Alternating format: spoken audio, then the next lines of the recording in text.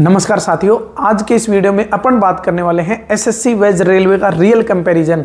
SSC बेहतर है या रेलवे बेहतर है। सभी जो बच्चे इनकी तैयारी कर रहे हैं उनके दिल में एक डाउट हमेशा बना रहता है। तो ये वीडियो, ये टॉपिक आपके लिए बहुत ही इंटरेस्टिंग होने वाला है। तो हम शुरू करते हैं और एक एक कंपैरिजन पर बात करेंगे, वो भी डीपली। कैरियर पे अपन बात करने वाले हैं, सैलरी को लेके बात करेंगे, वर्क लाइफ को कौन से डिपार्टमेंट में कितनी पावर रहने वाली है, बोनस किस में ज्यादा रहने वाली है और पोस्टिंग के हिसाब से कौन सी बेहतर है। तो सबसे पहले अपन चलते हैं परीक्षा के विषय पे ही, क्योंकि जो बच्चा शुरू में तैयारी करने लगता है तो उसका मेन फोकस ये रहता है कि जो सब्जेक्ट मेरे को आती हैं मैं उसी को प्रायोरिटी देके मैं आगे बढ़ूं और उसी के हिसाब से मैं डिपार्टमेंट चूज करूं। तो आप पहले देखिए एसएससी के अंदर क्या क्या आता है। रीजनिंग, क्वांटिटी एप्टीट्यूड यानी मैथ, जीए, इंग्लिश कंपलसरी। एसएससी के जितने भी एग्जाम हैं, एसएससी जीडी को छोड़ के, एसएससी जीडी को छोड़ के बाकी सभी में इंग्लिश कंपलसरी है। बाकी एसएससी जीडी के अंदर भी इंग्लिश तो आती है लेकिन वो कंपलसरी नहीं है, उसकी जगह आप हिंदी भी ले सकते हैं। ये टायर 1 और टायर 2 दोनों में ही इंग्लिश कंपलसरी है। उसके बाद अपन बात करते हैं रेलवे की। रेलवे के अंदर मैथ, रीजनिंग, जीए प्लस साइंस। इसके अंदर इंग्लिश कंपलसरी है तो इसके अंदर साइंस कंपलसरी है। ऐसी कोई सब्जेक्ट, ऐसा कोई पेपर नहीं होगा रेलवे के जिसके अंदर साइंस नहीं आए। और इसके अंदर इंग्लिश का कोई भी एक क्वेश्चन भी नहीं आता है, मतलब इंग्लिश चैप्टर ही नहीं है। एक खास बात रेलवे की यह है कि इसका एग्जाम 15 भाषाओं में होता है, बल्कि एसएससी 15 भाषाओं में एग्जाम नहीं लेती है, उनकी 4-5 भाषाओं में ही एग्जाम हो पाता है। अब उसके बाद आता है मेहनत और तैयारी। यदि आप 12th पास किए हो या अभी आप फर्स्ट फेज में हो कि मैं किस चीज की तैयारी करूं, कौन से सेक्टर में जाऊं, तो आप इस कंपैरिजन के बाद आप क्लियरली खुद को समझ पाएंगे कि मुझे किस सेक्टर में जाना है। साथियों, मैथ, रीजनिंग, ये तीनों, मैथ, रीजनिंग और जीए, ये तीनों में कंपलसरी है। सिर्फ चेंजमेंट आता है, इधर इंग्लिश आती है और इधर जीएस आती है।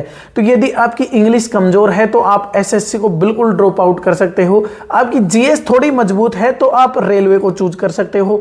यदि आपको इंग्लिश भी आती है, जीएस भी आती है, तो मैं ये कहना चाहता हूं कि आप रेलवे को प्रायोरिटी दें, क्योंकि रेलवे के अंदर एज ए कंपेरिजन एसएससी के फिलहाल के अंदर रेलवे बहुत सक्रिय तरीके से काम कर रहा है।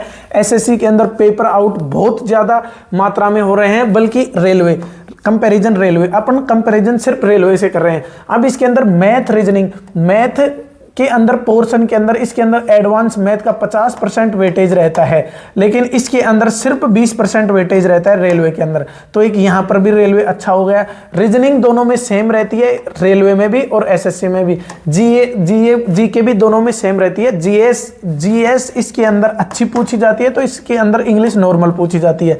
अब उसके बाद बात करते हैं कि इसके प्रीवियस ईयर और मॉक टेस्ट दोनों में प्रैक्टिस जरूरी है। लेकिन साथियों, प्रैक्टिस ही नहीं, मैं इतना आपको सजेस्ट कर रहा हूं और मैं कंफर्म बोल रहा हूं कि यदि आप मॉक टेस्ट और पीवाईक्यू लगा लेते हैं ना, तो आप रेलवे का कोई भी एग्जाम क्रैक कर सकते हैं। इतनी मैं गारंटी के साथ बोल सकता हूं, क्योंकि रेलवे के एग्जाम में रिपीटेशन, भर भर के रिपीटेशन होता है। क्योंकि एग्जाम में इतने महीने चलते हैं तो बोर्ड मेंबर बनाने वाले भी कितने ही पेपर बनाएंगे एजेंसी, वो रिपीटेशन डालती है। एक एक पेपर में आपको 5-5, 6-6 क्वेश्चन रिपीटेशन के मिल जाएंगे, 10-10 भी। और पीवाईक्यू और मॉक टेस्ट से आप आसानी से रेलवे एस्पिरेंट हो तो आप क्वालिफाई कर सकते हो, बल्कि ऐसा एसएससी में नहीं है। एसएससी के अंदर आपके यदि मैथ के, एडवांस मैथ के पूरे पोर्शन क्लियर हैं, उसके बाद ही आप सोच सकते हैं कि मैं फाइनल सिलेक्शन तक पहुंच पाऊंगा। अब उसके बाद पोस्टिंग और नेचर की बात करते हैं। ये तो हो गया कि तैयारी के हिसाब से कौन सी बेस्ट है। तैयारी के हिसाब से निकल कर आ रही है, मेरे अकॉर्डिंग रेलवे बेस्ट है, क्योंकि रेलवे के अंदर आप, जो बच्चा जो भी इस सेक्टर में जो भी गवर्नमेंट एग्जाम की तैयारी करने आता है, वो यही सोच के आता है कि मुझे जल्दी से जल्दी जॉब मिल जाए। और फिलहाल के अंदर रेलवे का ये हाल है कि रेलवे धड़ाधड़ काम कर रहा है। एक नोटिस आता नहीं, उसके ऊपर फिर दूसरा नोटिस आ जाता है, तो रेलवे बहुत सक्रिय मूड में काम कर रहा है। तो यदि आप आगे की सोच रहे हैं जॉब लेने की, तो आप रेलवे को प्रायोरिटी दीजिए। अब उसके बाद आता है पोस्टिंग और नेचर, वर्क कैसा, किस डिपार्टमेंट में कैसा वर्क रहेगा। एसएससी का खुद का कोई डिपार्टमेंट नहीं है। एसएससी एक ऑर्गेनाइजर है, एग्जाम कंडक्टिंग ऑर्गेनाइजर। तो ये सिर्फ ऑर्गेनाइज करवाकर मिनिस्ट्री को और डिपार्टमेंट को एम्प्लॉइज प्रोवाइड करवाती है। तो आपको ये तो सिर्फ सेलेक्ट करके आपके नंबरों के हिसाब से बता देगी, लेकिन आपको ये भी नहीं पता रहेगा कि आपको कौन सा डिपार्टमेंट मिलेगा, उसके अंदर कैसी क्या सुविधाएं रहेंगी। जो बेसिक सुविधाएं वो तो सभी में रहती है, लेकिन आपको पहले से नहीं पता रहेगा कि आपको कौन से डिपार्टमेंट में क्या जॉब मिलेगी। लेकिन रेलवे के अंदर आप फॉर्म भरेंगे तभी से निश्चित हो जाएगा कि आप ट्रैफिक डिपार्टमेंट में या कॉमर्शियल में आप किस में अप्लाई कर रहे हैं, तो उसी के अंदर आपको जॉब रहेगी। अब उसके बाद ट्रांसफर पॉलिसी बात कर रहे हैं, तो रेलवे की ट्रांसफर पॉलिसी बहुत ही इजी है। यदि आपको जो म्यूचुअल कोई बंदा मिल जाता है, जैसे कि आपको लखनऊ जाना है दिल्ली से, तो यदि कोई दिल्ली का बंदा लखनऊ जाना चाहता हो और लखनऊ का दिल्ली जाना चाहता हो, तो आप फ्री में म्यूचुअल लेके 2 महीने के भीतर आप ट्रांसफर ले सकते हैं आसानी से। और यदि आप वैसे भी ट्रांसफर लेना चाहते हैं तो आप अपनी मदर का या किसी का भी वो दिखा के ट्रांसफर इजिली हो जाता है रेलवे के अंदर। लेकिन ऐसा एसएससी में नहीं है। एसएससी के अंदर आपको जहां पे साउथ में टेक दिया तो आप साउथ में ही रहेंगे। ये तो हो गई पोस्टिंग और कार्य की बात। अब उसके बाद आता है वेतन और बोनस। साथियों, वेतन और बोनस गवर्नमेंट का 7th पे कमीशन के हिसाब से सभी का सेम रहता है, लेकिन अब बात आ जाती है, वेतन तो सभी का सेम रहेगा, जो आप पे लेवल पर सिलेक्ट होंगे उसी पे लेवल के हिसाब से रहेगा, लेकिन बोनस से सैलरी में ऐसे मान लो कि 60-100% का भी डिफरेंट आ जाता है।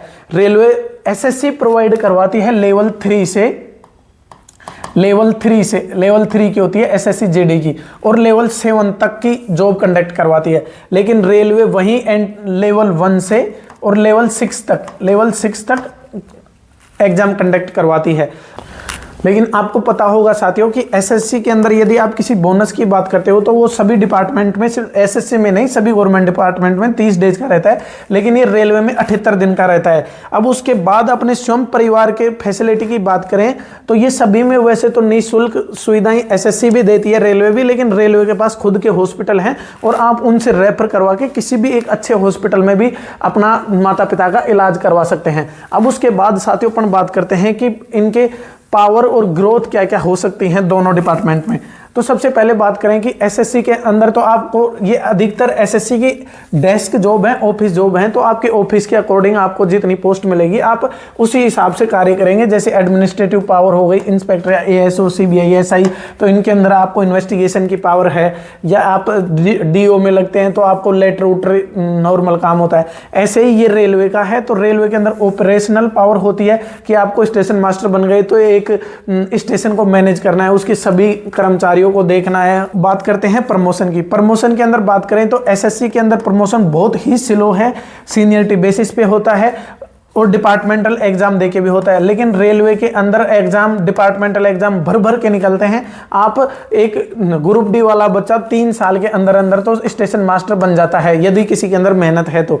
और उसके बाद अपन आगे चलते हैं तो एक बार पोस्ट और देख लेते हैं एसएससी के अंदर। हालांकि साथियों एसएससी के अंदर बहुत ही सीनियर और क्रीम बच्चे भी अप्लाई करते हैं, लेकिन यदि आप मीडियम लेवल के हैं तो मैं यही सजेस्ट करूंगा कि आप रेलवे की तरफ अपना रुझान ज़्यादा बनाएं। इसके अंदर ये असिस्टेंट ऑडिट ऑफिसर और inspector, central income tax, central excise, preventive officer, examiner, ये सभी पोस्ट इसमें होती हैं। ये पोस्ट जो एसएससी की फील्ड जॉब हैं जिनके अंदर इन्वेस्टिगेशन वगैरह सीआरपीएफ, बीएसएफ, इनमें सीपीओ के द्वारा एसआई प्रोवाइड करवाए जाते हैं और जीडी के द्वारा कांस्टेबल प्रोवाइड करवाए जाते हैं। ये सभी एसएससी कंडक्ट करवाती है, ये सभी पोस्टें जो आप बोर्ड पर देख पा रहे हैं। उसके बाद आती है रेलवे की पोस्टें। रेलवे साथियों बहुत सारे एग्जाम कंडक्ट करवाती है, मैं सभी पोस्ट तो नहीं लिख पाता, लेकिन ये मेन एग्जाम है, जैसे जेई और एसएससी के हो गए। और उसके बाद रेलवे का प्रोटेक्शन फोर्स में आरपीएफ, एसआई और कांस्टेबल की हो गई। स्पेशल पोस्ट इन रेलवे, ये सभी पोस्ट होती हैं जो रेलवे की मेन ट्रैफिक डिपार्टमेंट की पोस्ट होती हैं। और ट्रैफिक डिपार्टमेंट के अंदर ही साथियों इसके अंदर सबसे ज़्यादा रेलवे के अंदर पावर ट्रैफिक डिपार्टमेंट के पास ही रहती है। अब उसके बाद ये एनटीपीसी की ग्रेजुएट लेवल की पोस्ट होती है।